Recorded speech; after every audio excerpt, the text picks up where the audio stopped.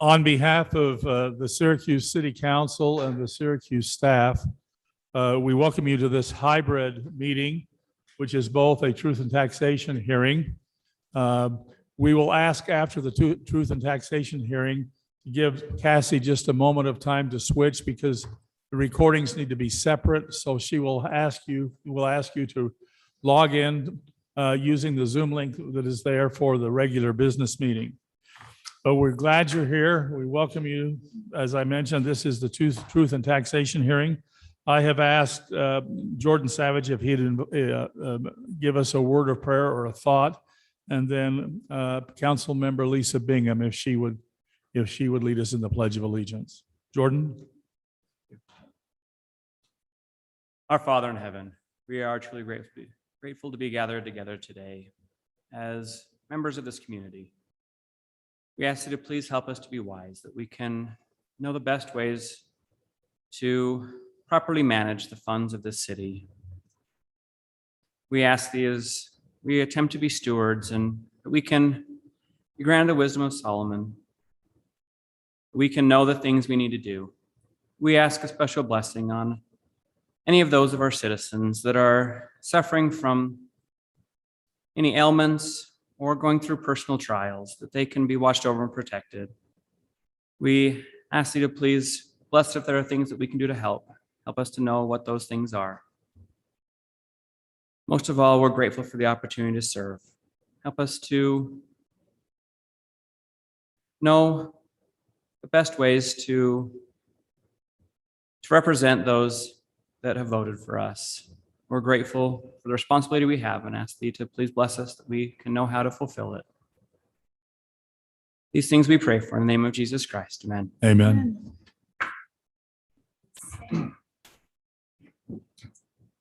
I pledge allegiance to the flag of the United States of America and to the republic for which it stands, one nation under God, indivisible, with liberty and justice for all. Thank you, Jordan and Lisa. Council are here to hold a public hearing and allow the residents of Syracuse to discuss the financial matters behind us. We're here to talk about the final budget and the possibility of holding the current rate or actually increasing the rate here in Syracuse for a couple of reasons. So I would entertain a motion to adopt the agenda for the hearing. So moved. Have a motion from Dave. Do I have a second? Second. I have a second by Seth, is who I heard first. All in favor? Aye. Aye. Any opposed? Okay, we are now in public hearing. The way I would like to do this evening is I would like, first of all, for Brody and Steve and Chief Byington to present to all of us the purposes for the raising of the tax rate. And then we will hold all discussion or any kind of comment from the public until they have finished. And then after that, we will allow you to come forward and address the council and also those that are attending by Zoom. Now, Cassie, I can't see Zoom participants on my screen. If you could help me when we get to that part, know who is there.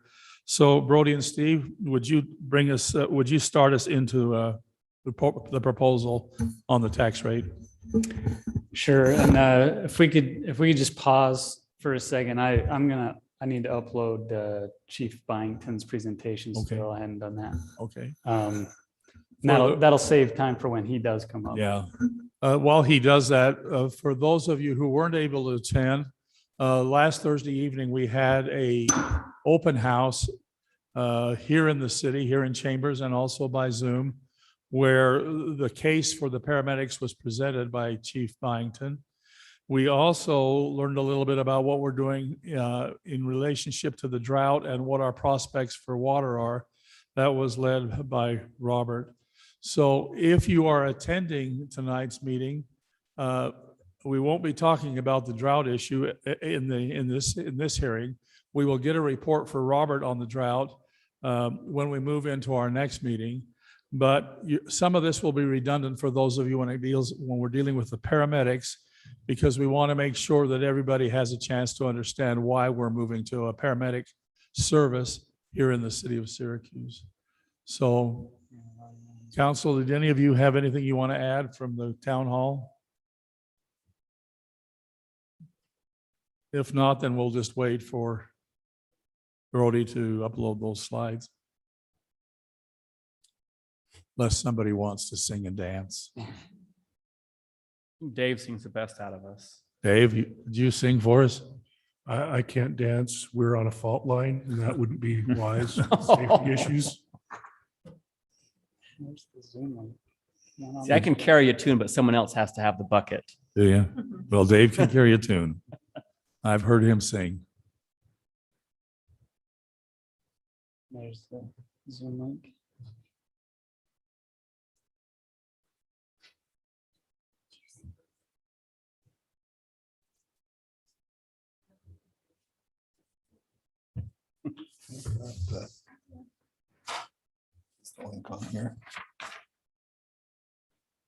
Yeah, 886.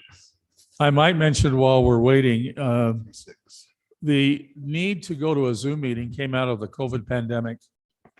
And we have used some of the CARES Act money that was provided by the federal government, administered by the state, to improve our ability electronically to allow residents to hold meetings where they can actually stay home but still participate in the meetings.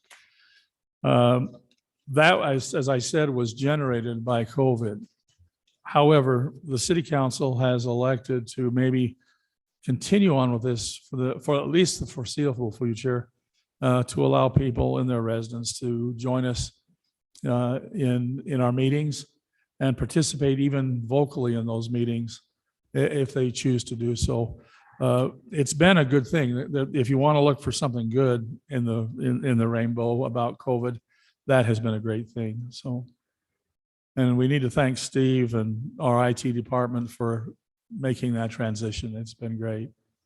But with anything new, sometimes we struggle. So we appreciate your patience.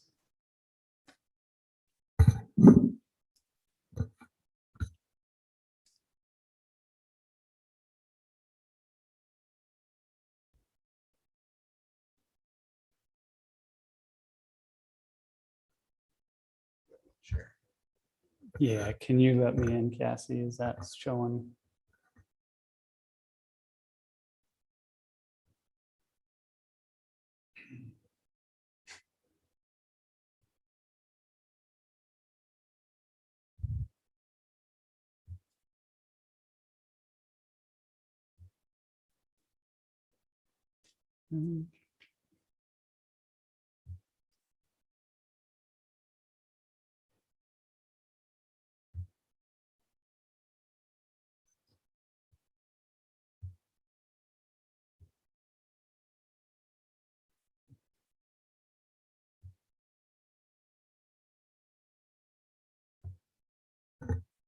Oops. Don't worry, Brody, we're not all staring at you. No. Thank you for that.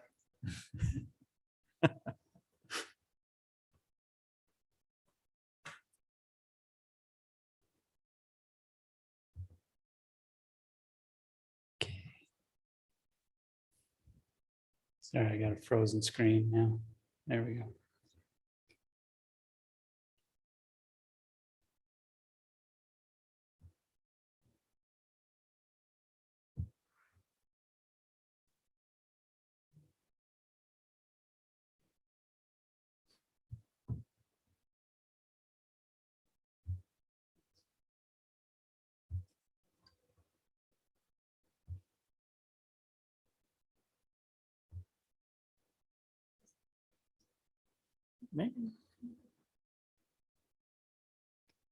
Okay.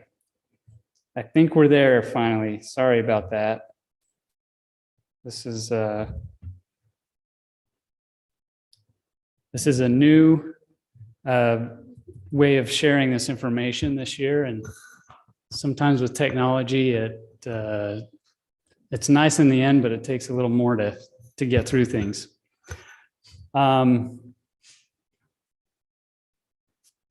We'd like to thank everybody for tuning in and for showing up here tonight. I'm going to go through the taxation portion of this night, preliminary to the hearing that the council will have with the public.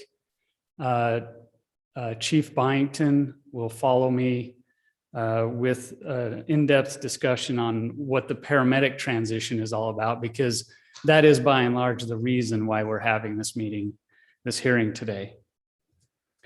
Before we get into that, I want to let everybody know that the city's finances are transparent. They are open to the public. It's on our website. You can find not only our approved budget of what we've budgeted for, but you will also find the comprehensive annual financial reports, which tells you where the money actually went. Our administrative services director, Steve Marshall, every year puts together a citizens financial report, which is a condensed version of that for the public to have access to, as well as all of our fees are online on the website. As in the spirit of transparency, the city has received the Government Finance Officers of Association or of America Association, a certificate of achievement for excellence in financial reporting. And what that means is the city has met the criteria of the highest level in the country of telling the financial story accurately for 11 straight years now. And so we're committed to transparency and committed to good governance. And in the spirit of that, I have a couple of minor corrections from the information that was previously put out on the paramedic tax issue. They are mainly corrections so people don't get confused. It really doesn't change the story at all. But on the website, the information that was put out said that the city paramedic tax increase would be $486,000. That's actually the total that we're talking about tonight. The paramedic portion of that is $450,000. It was also mentioned on the website that $942,000 is the startup costs for the paramedic program, and that's actually the ongoing costs. So the startup costs are a little over $1 million. Last week in the town hall meeting, same thing. We had the $486,000 number instead of the 450. So we want to make that correction just so people don't get confused. However, what's important is the number that was provided previously on what the actual individual tax impact on the average resident or residents for property tax was still correct. So substantively, it was accurate. We just have to make these corrections. Okay. So let's get into where does the city get its money from? There's actually multiple sources. The biggest being sales tax. So a portion of every transaction taken within city limits goes to the city. Also, the city receives a portion of all the sales tax brought in throughout the whole state, and then it's distributed by population. So that's our single largest revenue source. It's also volatile. So when the economy slows down, the revenue drops as well. So it's a large portion, but it's also probably the most volatile that we have. Second to maybe, or second to that is the charges for services. These are services, or these are charges that you do not pay unless you actually get a specific service. A good example is the recreation programs that we have. So if I don't want to sign my kid up for soccer, I don't pay the fee. And so we receive money for those services that people get directly and pay for directly. Building permits and inspection fees are also part of that number, a significant number. And then third is the property tax, which is only about 17% of the city's revenue. And then we have grants and other contributions. We have the franchise tax, which is paid on your gas and electric and cable bills. Okay, before we talk about the specific proposal, I like to go over how property taxes work, because not everybody's really keen on understanding how that works in Utah, because it is a little bit nuanced. So in Utah, if you have a set of properties, let's say they generate $1,000 in taxes that go to the city. So you've got this collection of homes here on the left, and they collectively generate $1,000. The next year, if property values went up, automatically the tax rate goes down so that it's still $1,000 generated. So the taxes in Utah, property taxes, are based on what is generated, not the specific rate or your value. And so that's one thing to remember. And the opposite's true. If your property values were to go down, then your property tax rate would automatically go up, even if the council didn't do anything. And so, and that way that $1,000 is still generated no matter what. So something to understand with property taxes. Okay, so that's good and bad. There's pros and cons to that method that we use here in Utah. One of the difficult things about that system is the erosionary effect of inflation.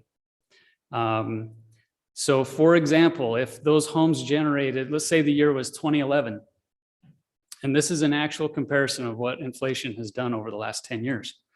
In 2011, those few homes generate $1,000 in tax revenue.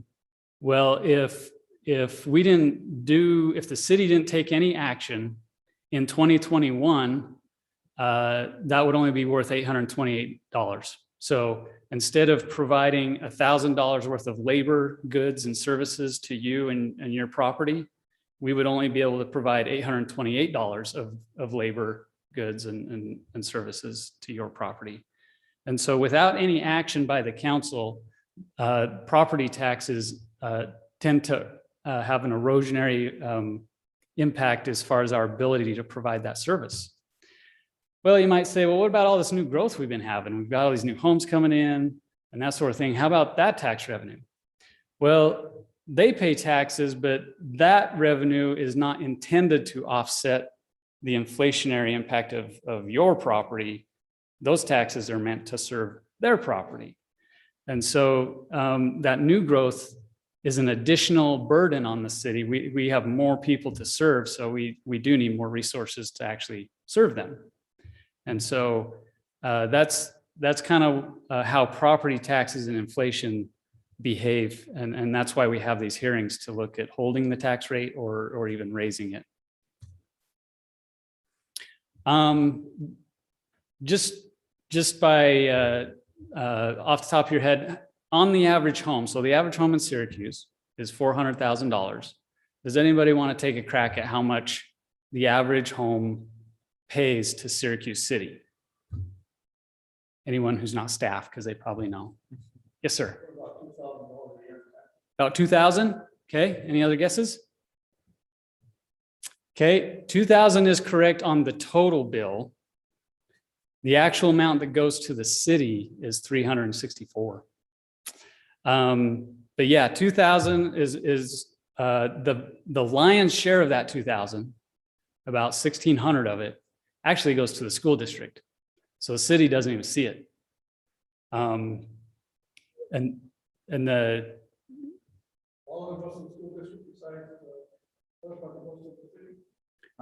of that 2,000, about 1,600 of it, well, I'll say 63% of it goes to the school district, doesn't go to the city.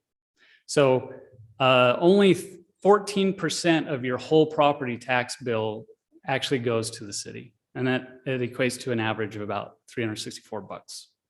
So the school district charges the most. The city has 14% and then the county has 12, and those are the three biggest. And then you have, the other services in the county. You've got the library, Weber Basin Water, the sewer district, and so forth. And that's what a lot of people don't understand too, and that's why I go over this in these hearings. The city's portion is actually a pretty small portion of your tax bill. So by way of comparison, we're not, I think as Americans, we're not real good taxpayers. We don't like taxes, but we are good consumers. And if we know what we're getting for what we're buying, then we understand that and we get that, right? So by way of comparison, what are some other things we are good consumers at? Let's talk about cell phone, right? Most people have cell phones. I got mine right here. I love it. Use it for work. I use it for my email, my personal email. I take pictures of my family when we go on vacation and I share it on social media. I love it. The average person now pays about $1,368 a year for their cell phone every year. How about cable TV, right? We get our news, depending on which news you listen to. The other channel is fake news, but we like our news. Live sports, ESPN, right? Discovery Channel has great content, things like that. The average cable bill, we spend about $1,200 a year for our cable bill. Some of us have cut the cable and we've gone to streaming services, right? We've got Netflix and Disney Plus and some great entertainment. Got to watch, The Mandalorian or what have you. The average home pays about $564 a year in streaming services. Again, the city bill, average tax, $364. So as a consumer though, what do you get out of that $364? You get great parks. And these actually support our property values, having good parks. There's good data on that. You get a 24/7 police department, Christmas, Easter, Mother's Day. Someone's out looking over the city. We've got it 24/7, 365 days a year. Same with fire. Call 911 anytime, 24/7. We've got fire and EMS professionals who will respond rapidly. And road maintenance. This general fund covers a lot of our road maintenance that we have in the city. So we think it's a compelling argument that for your dollars, the city taxes are a great value as a consumer compared to what else we pay for out there. So what is the specific proposal tonight? As I said, the vast majority is for this paramedic transition from Davis County to all the cities in the county. There is $36,000 for wage competitiveness for positions that have fallen below the market. So in the city, we have a recruitment retention policy where we try to maintain having the best employees we can get. We are a service industry primarily, and service industries require people. And the quality of your service depends on the quality of your people. And so we have a policy that we will try to pay what the market is going for labor. And so because of the changes going on in the last 2 years, we typically do this adjustment every 4 years, but because of labor shortages and things like that, we've actually had to react within 2 years instead of every 4 years. And this doesn't even get us up to what our goal is. This is just kind of helps out, but this is the amount that we felt that we could ask for. If you weren't able to attend last week, we did have a town hall meeting here, and we talked extensively about the paramedic transition. And so this has been, we had some great discussion with members of the community, great questions, and was a good experience to learn more about that. So that's for the $450,000. The $36,000 again is for the employees that provide these services to you. All right. I'll go through the costs, our anticipated costs for this transition program, because I think that's important to understand where that money's going. First of all, there's some initial startup costs. There's the equipment, vehicles, specialized medical equipment for paramedics. And this is, again, the paramedic service traditionally provided by Davis County. They are not going to be providing paramedic service beginning in 2023. And so all the cities have to take this on. And so there's this transition of this is not something that we have provided before. So we don't have paramedics, full-time paramedics on staff. So this is the transition. That 150,000 is an initial startup cost. Then there are ongoing costs. There's wages, benefits, 897,000. That covers 9 full-time paramedics, along with uniforms, training, equipment, et cetera. So that's $942,000 of ongoing costs. However, we've been able to work with the county, and they've agreed to, and we think that that was the right decision. They will eliminate the county paramedic tax part of your bill, and that's happening this year. So you will see a decrease on your property tax bill from the county, and that is specifically for the paramedic tax levy that they have been charging for paramedic service, because the city is going to take that over. There's also $40,000 that the city currently pays to the county for billing for paramedics that we will no longer have to pay because we'll be providing the service. So we'll get that savings. So of the initial $942,000 costs that are ongoing, what the council did is, we got together and we said, hey, how can we have to find a way to fund this, but how can we do it in the least painful way for the residents? And so we looked at a variety of options, and right off the top here, we've been able to knock that down to $671,800 originally from the 942. So we've been able to knock it down right off the top. So now we're only dealing with that amount. Of the startup costs, so the city is fiscally conservative in its spending.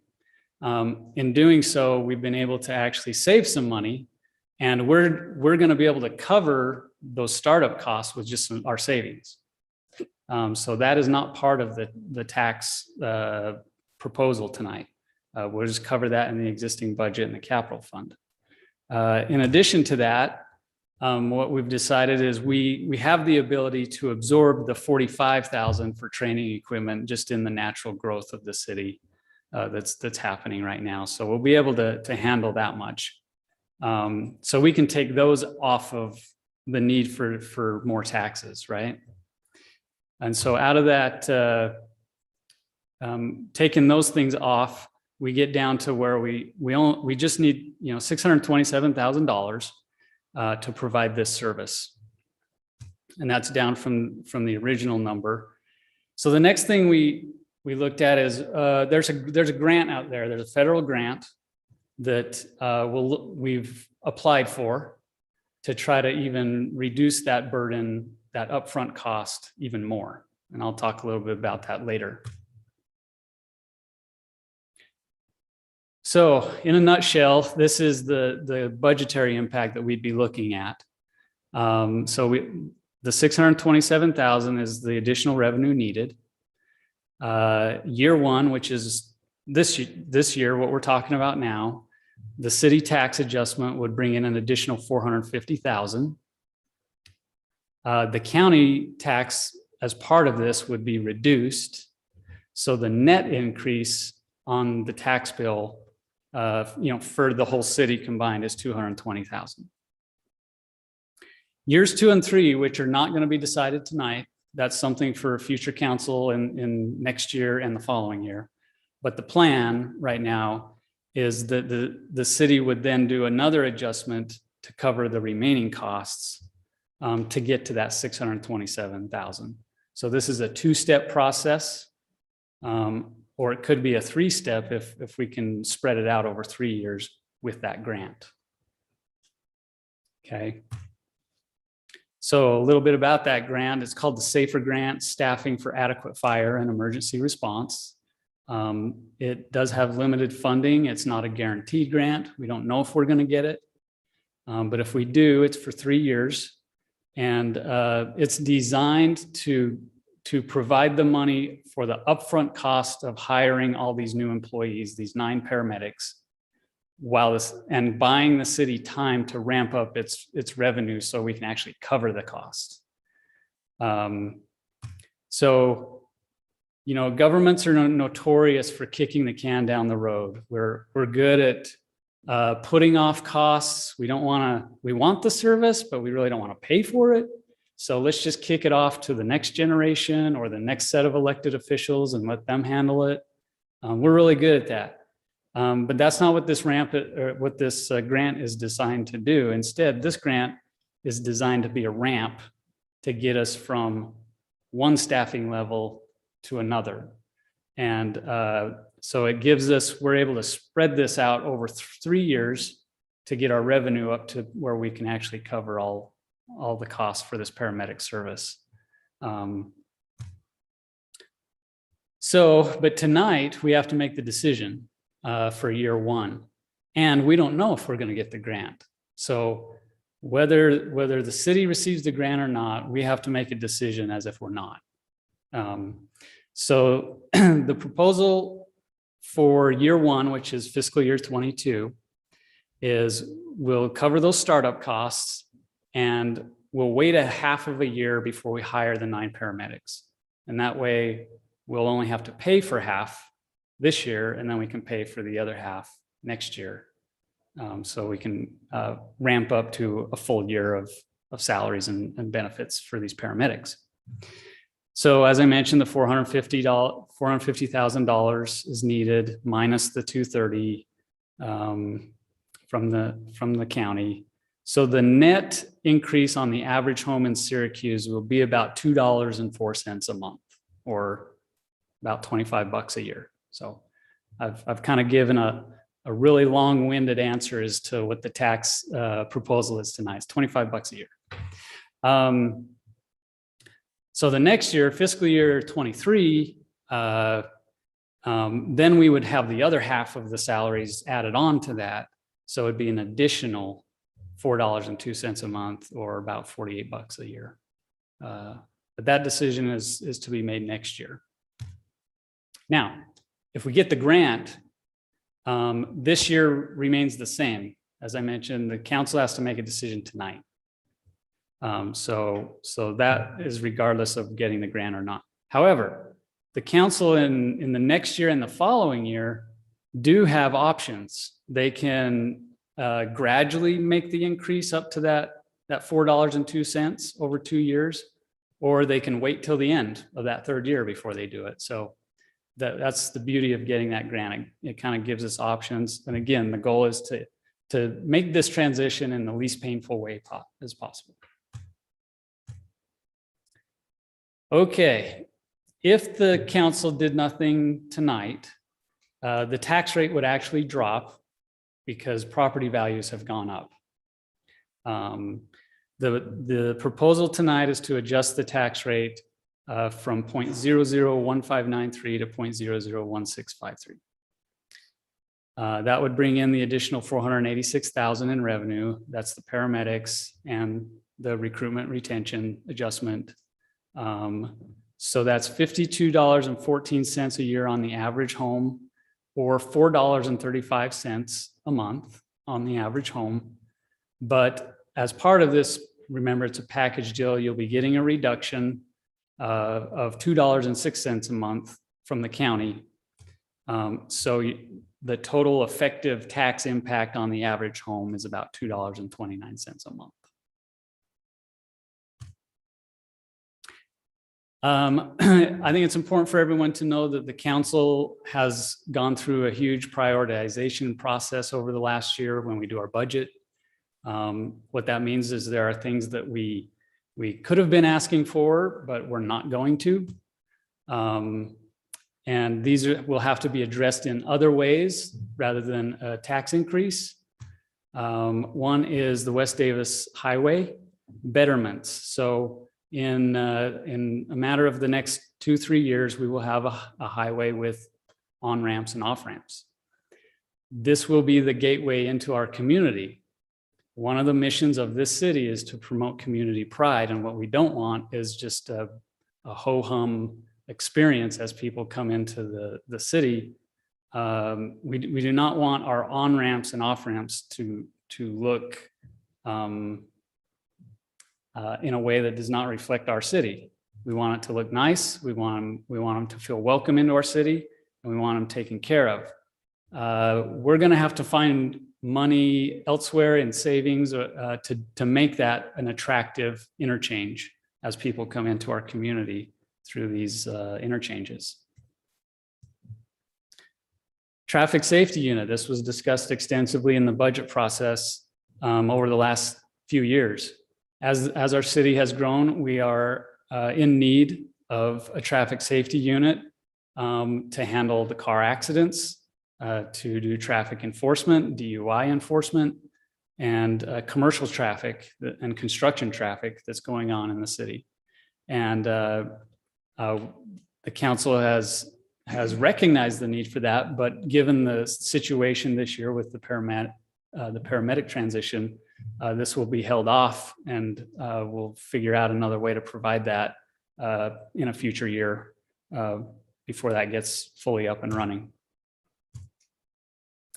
Park improvements. We do have some decaying park equipment and infrastructure. We do have a 5-year plan to fix it, but it's going to take a while, and we could accelerate it if if the city and the residents wanted to. We decided to put that on the back burner and just follow our original 5-year plan instead of asking to accelerate that. We have raw land available, owned by the city, and without the money to develop the parks, even though our park space is needed. We have recreation programs that are running out of room to the point where we have to put kids on waiting lists because we don't have enough park space to handle all the kids in our programming. This land, so we do have the land, but we don't have the actual park on some of this land. And we are making plans for that, and we are looking for ways to put that together, but it's not going to be through this tax increase. Street paving. We've made a lot of progress in our paving program, but we've got a lot more to go. And in our 5-year plan, we do have some projects that we are not able to fund without additional money. And so they will have to wait longer. And but again, given the prioritization process that the council went through, we decided to not ask for additional money to accelerate that. This is the last slide, and it's just a comparison. People here, I don't know if you can see the small print as well as maybe at home. These are the tax rates of neighboring cities here in Davis County. And there's 2 colors here. There's a blue color and a green color that you see. The blue is the actual city tax rate, but some cities do not provide their own fire department. Their fire department and EMS is provided by a separate taxing entity. In Davis County, you have the North Davis Fire District and the South Davis Metro Fire District. Those are taxing entities. And so in order to actually compare property tax rates, you have to factor those fire districts into their tax rates because their residents pay for it. In Syracuse, it's included in your city tax because we provide it, your fire and EMS service. So what this slide is showing, Syracuse actually stacks up pretty well in value. We're the 3rd from the bottom, just above Farmington and Layton. Farmington and Layton, as you know, are cities with a lot of sales tax and significant property tax because of commercial and industrial property. However, Syracuse has managed to keep its property tax rates quite low, especially compared to the rest of the county. So again, I think there's a solid argument that the city provides a good value to its citizens, and that's what we strive for. Our part of our mission is to provide quality services at an affordable price. That's what we continue to strive for each year. And by the way, there's several cities just like us that are going through a truth in taxation hearing with a tax increase for the same reason, for the paramedic transition. So these rates that you see here are as of today. Most of them will be going up. Okay. So I'm going to bring the chief up here to give, and the council has, this might be like the fourth or fifth time they've seen this presentation. But I'm sure there are still residents who aren't sure what the paramedic transition plan is. And Chief is going to explain what that is so that you know what this is about.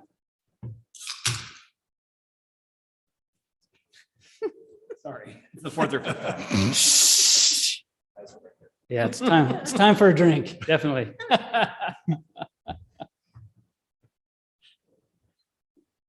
Did you bring enough for everybody? I'm glad that wasn't me.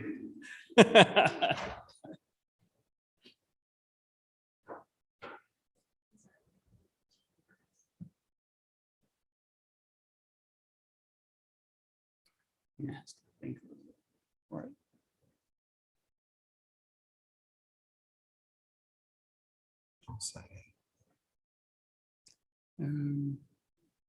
We did that before.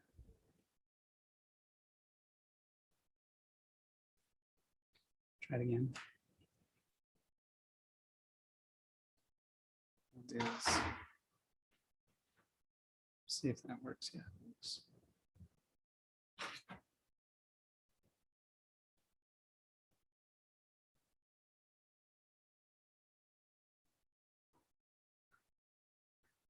As we're waiting for this presentation to continue, Steve, do we have wireless mics that we can, when we just open the public hearing, or do you want them to come up to the front? Let's do a wireless mic where you can walk to them.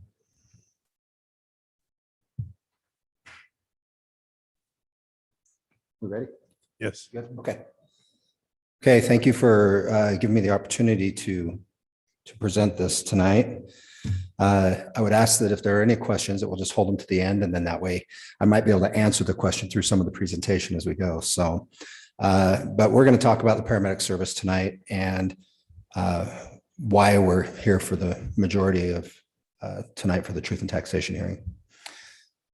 However, first, before we get started, I just want to let everybody know that your fire department has been proudly serving since 1965.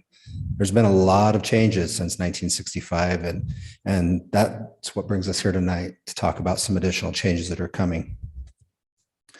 Let's get a little historical perspective, just looking back from 2017. Our department was running about 991 calls a year, and that's fire and EMS calls, and it has grown to 1,200 calls last year, and we're conservatively estimating about a 7% increase this year, so about 1,280 to 1,300 calls for service this year. Our biggest jump was in 2019 to 2020, where we had about a 15% increase. So we're growing. It's continually increasing the calls for service. So to kind of give you a little bit of an idea of currently what happens when you call 911 for a medical emergency. When you call 911 for a medical emergency, the call goes into dispatch. Dispatch will assign it a level of severity based upon the information you give. With that information, they then will send an ambulance. They may send an ambulance and an engine.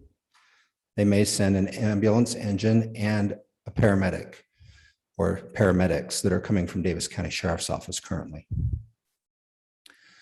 If you notice here, our fire department Our ambulance and our engine are providing advanced level EMTs. And our paramedics are coming from Davis County. What the proposal is that our fire department will be providing the paramedic service. So this will be a new service to our department. So what's the difference between an advanced EMT and a paramedic? Well, an EMT paramedic is the highest level of pre-hospital EMT training you can get. They receive over about 1,000 more hours of education than an advanced level, and this is college level education. And they also get about 600 more hours of field internship. So clinical ride-alongs, working in the hospitals, things like that, and dealing with sick patients. The other differences are advanced skills in airway management, in cardiac-related emergencies, and medication administration. So how often do we need paramedics in Syracuse? Well, if we go back and we look at 2019 and 2020, in 2019, we had 1,048 calls. Out of those 1,048 calls, 362 were fire-related. So fires, fire alarms, anything like that.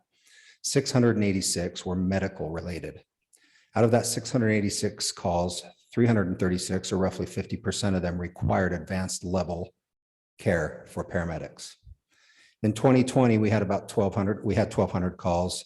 476 of those were fire-related, and 724 were medical-related.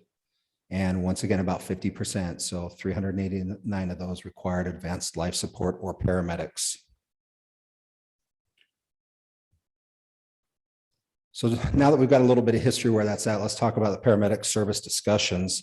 This has really been a topic that's been discussed amongst fire chiefs for several years. In 2019, these discussions became a little bit more formal and included key stakeholders from Davis County, and that included our county commissioners, the clerk auditor, and Sheriff Sparks. All of the Davis County cities had representation from their city administration, most city managers, and all the fire chiefs from the cities. And then we also had various dispatch and police agencies that were also involved in the discussions. One of the first things that we established with these discussions was that every one of our discussions should be focused on quality of care, should be focused on decreasing response times and improving service delivery in the most economical, sensible ways possible. So why have the discussions in the first place? Well, there's a standard of care out there.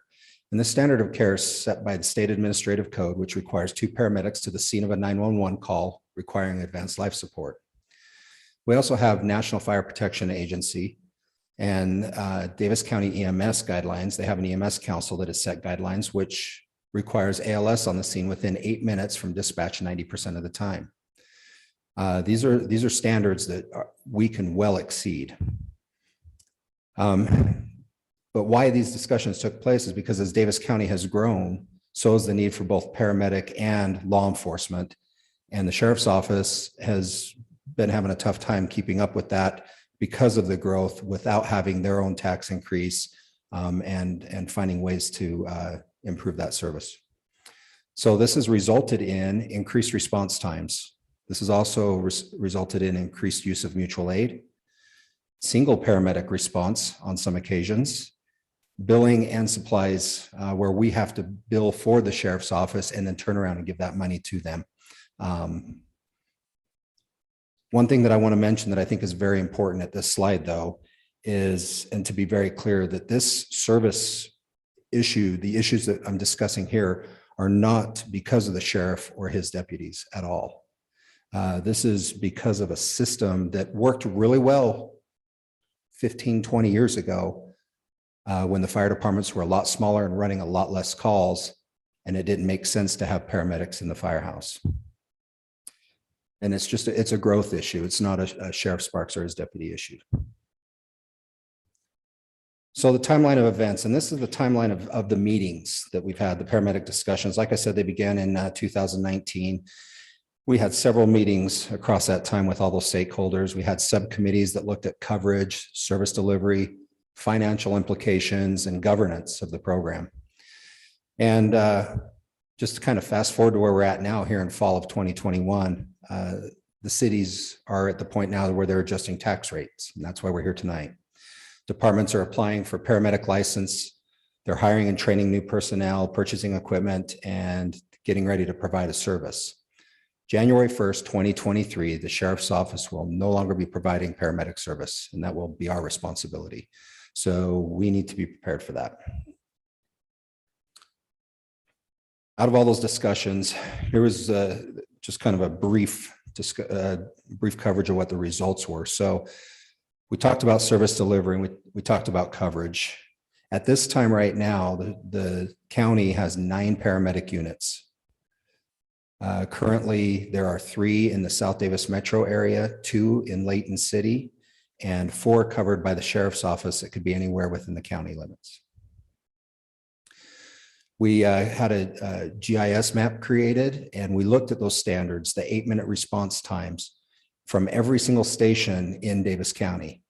And what we determined was, in order for us to meet those standards, we needed 11 paramedic units in the county to keep up with the growth and the demand.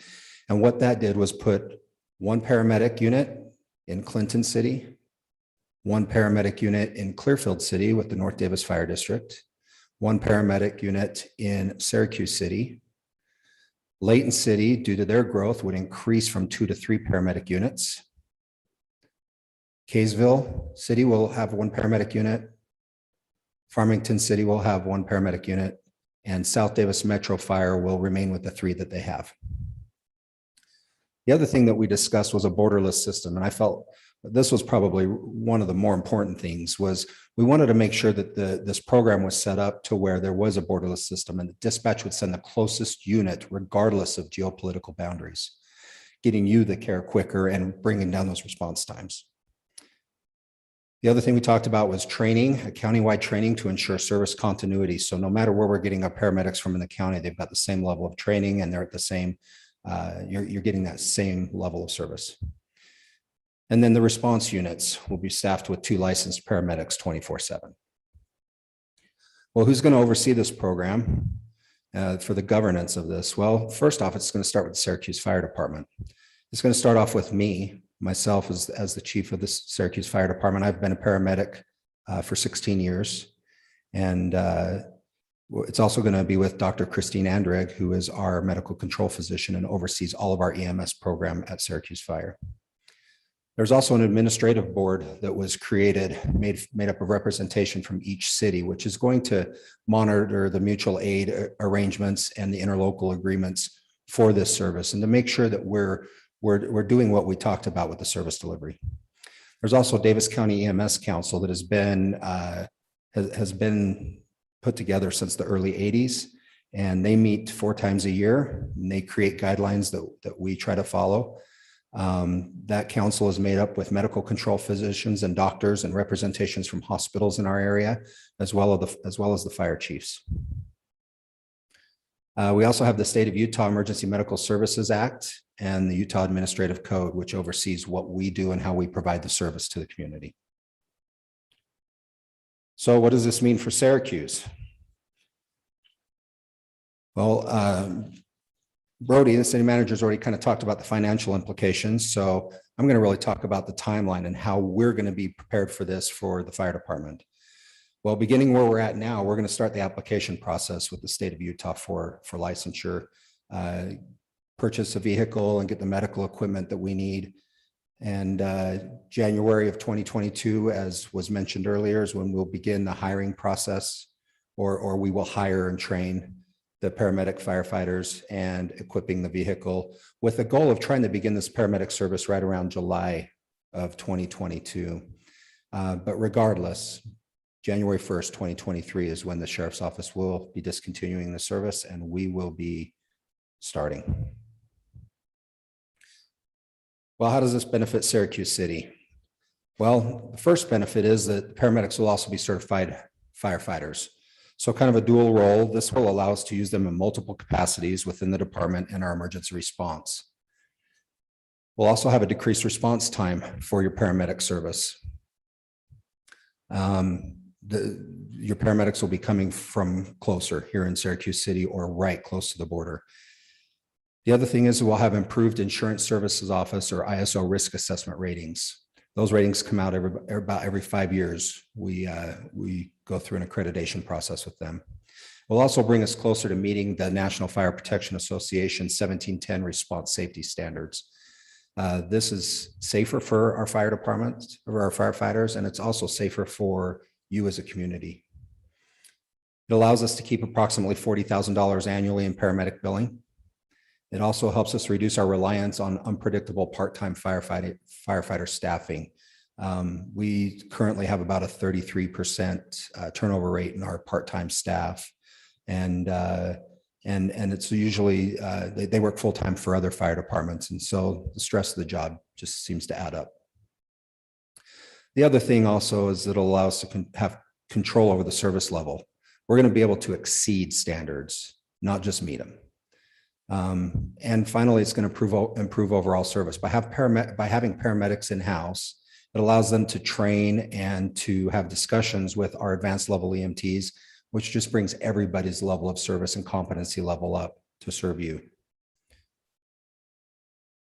So finally, our promise to you, I want to let you guys know that as the fire chief, I've lived in Syracuse City for 18 years, so I'm very sensitive to what this does for our tax rate. I'm also very excited to see what this is going to do for our service level. Our promise to you as the fire department is since 1965, our fire department has been ready and willing to serve our community for both emergent and non-emergent needs.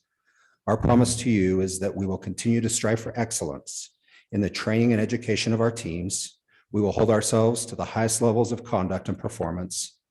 We will maintain a constant state of readiness and will respond to serve and assist the citizens in our community in their time of need with courage, conviction, and compassion.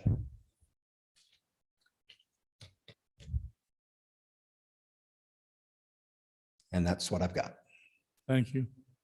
Now, as you know, we're in public hearing, and we have been since we began almost an hour ago. What I'd like to do is have both Brody and Aaron close at hand if you have questions for them, or if you have a question for the council. And Steve, would you mind, if you'd like to speak, if you just raise your hand? Steve will come, and he has a wireless microphone right here in the front, Steve. And then we'll do those here in chambers first, and then we'll go to Zoom and see if we have comments there.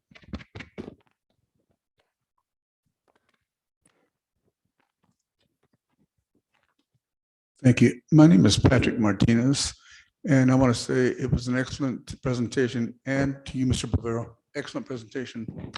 I do have a question though, is you talking about one emergency vehicle or you could have more than one? So it'll be one paramedic response vehicle out of Syracuse City, yes. Why don't we have two? That would require 4 full-time paramedics for that. Well, it actually require 5 full-time paramedics, so we're looking at 15. The staffing to be able to have that, or are you asking about a backup vehicle? Well, it seems to me that you would need more than just one vehicle. For just the paramedics. Yeah. So we still have an ambulance and we still have an engine that will be Oh, okay. responding as well. Yes. Okay. If you recall in that first slide, I showed the engine and the ambulance. Basically what we will be adding is where the Davis County Sheriff's vehicle is. It will be a vehicle that says Syracuse Fire Department. Okay, I have one more question regarding the grant that you spoke about. When are you submitting that, or did you submit it already? And when will you know if you get the grant? Good question. Yeah, that's a good question. The grant was submitted already. I'm trying to remember when the deadline for the grant was. We submitted it. Well, we submitted the grant, I want to say in about March timeframe. The grant has not started awarding yet. It's through FEMA. And we will hear by about September 30th is when we're expecting to hear whether we get the grant or not. No, would it be a good idea to call to find out where it's at? They won't give us any information. Really? Yeah. Plain tough, huh? Yep. Thank you so much. Yes. Thank you. Anyone else here in chamber? Any questions? Anybody on Zoom? Cassie, can you see if there are any hands raised? No, we don't have any Zoom participants. Okay. All right, council, I'm going to call that we are through with public hearing and put us back to the council for decision and for discussion. Lisa, could you lead us out on the discussion of this resolution? Yes, I feel like I'm repeating myself from last week's town hall meeting, but we were grateful to see that the paramedics charge from the county was taking a couple $100,000 off of our taxing portion and kind of helped to balance and offset some of that, even though it wasn't the entire amount. It still was very helpful. And there was a time when we didn't think we would be receiving that. I think that we've seen, having seen these presentations so many times, there's not a single I not dotted and T not crossed. And we're grateful for our staff for having put together the most efficient plans and to try and keep the taxes down by doing it incrementally, but also keeping us prepared. We had some questions last week where they asked why we didn't just wait till the very end. And Chief Byington has made it known that, it takes over a year of full-time schooling to receive this paramedics degree. And so we don't really have that time, and it has to be ready to go in a year and a half. Basically, we'll be on the road and no more paramedics from the county in less than a year and a half. So we really do need to fund this, and I appreciate their ability to do it in such a way that it's not overwhelming to our taxpayers. But I know that we have a very supportive city when it comes to making sure that our emergency preparedness is where it needs to be. Jordan, do you have a comment? So one thing that I don't think we've talked about quite enough is the fact that our current methodology for doing paramedics was really starting to be strained. I've heard the term pistol packing paramedics. They've been doing a phenomenal job for many, many years, but we're growing out here enough that they were struggling to meet the standard of service. Sometimes we'd get one and not two. Fortunately, none of those have been attributed to any deaths yet, but we want to make sure that we don't get to that point, because that point we're already broken. So what this does is this allows us to basically cut off that issue before it becomes a problem. We can improve the level of service, make sure that ALS is right on time, that they're there to make sure they give the life support needed in the time frame that it's required. So this is an improvement to the service. Like I said, that currently the county's doing a great job. They're still meeting the service, but it was starting to become a lot more difficult for them. And this is a good thing for Syracuse. Thank you, Jordan. Corinne? First of all, along those same lines, just to inform the public, state mandate for response is 2 paramedics to any call. And so, like he mentioned, sometimes we were only getting 1 because they were involved with criminal activity and also our continued growth. Something to note about our growth is that 65% of our growth is actually natural increase. We have kids, a lot of kids, and that's according to the Kempsey Garner's School of Policy Mandate Institute at U of U. So 65% is from our own children, and they are growing up and they're buying homes, and we are expanding because we have a lot of kids. So if you don't like their growth, don't have kids. I mean, that's part of it. So, but then we have 35% that is coming from out of state. And part of that is because we enjoy a low unemployment rate. And when we don't have people to fill those jobs, they bring them in from out of state. So I love the fact that we all have jobs and we're employed, but we have to fill jobs too if we want businesses to continue to grow and thrive, because we're either growing or we're dying. So that's part of growing pains. And as we experience that here in Syracuse, that's our choices. And we love our kids and we love our jobs, and we're grateful for both. So with that, we have to expand the services to be able to cover those, and the county just couldn't do it. And I mean, it causes all sorts of other growing problems as well, but that's part of it. Thank you, Corinne. David? A lot has been said, and I'm not going to go and repeat everything. So I'm just going to say it becomes very simple. Paramedics save lives. We need the paramedics to save those lives. And if we don't vote for this, then we're not going to have paramedic services in the transition that we need. So I think it's pretty much that simple. I would really feel horrible if anyone died because we couldn't get paramedics here. So this makes it a no-brainer. Seth? I just wanted to say that I'm really grateful for the presented budget that's come forward by staff, and very solid budget. We've spent a lot of time seeing presentations and reviewing the work that's been done to put into this budget. Like everybody said, the paramedic piece is a no-brainer and a mandatory component of the safety of our community. And so I have no concerns there. I just am grateful for the fiscally conservative, solid budget that's hopefully going to be approved moving forward. Thank you. Now, for the benefit of those listening in and those of you here, we have spent the last 8 months planning and preparing a budget.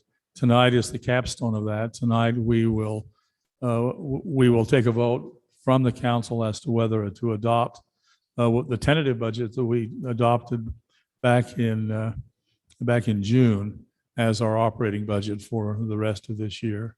So council, I think we're at a point in time where we have a resolution before us. Do I have a motion? I move that we approve resolution R21-35. Okay, do I have a second? Second. Any further discussion, council? All in favor? Hi. Aye. Any opposed? Cassie, I heard none. That's 5-0. Thank you. Motion to adjourn.